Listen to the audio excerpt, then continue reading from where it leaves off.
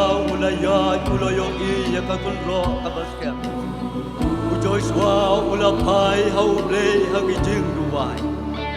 Bagum kau ulapaya sau dong ya ka Jericho adun riu sngilin de. Akajing yay kabakado kilingdo.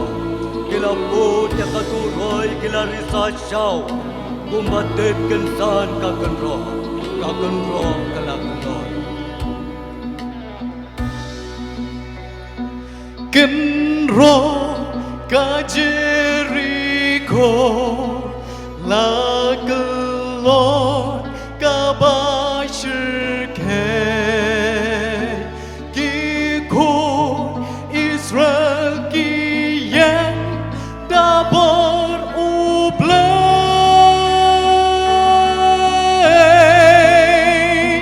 ki bon bat riu bat ra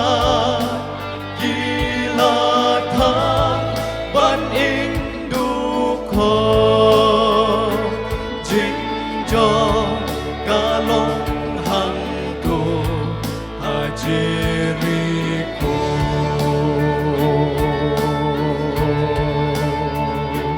jing cho ca long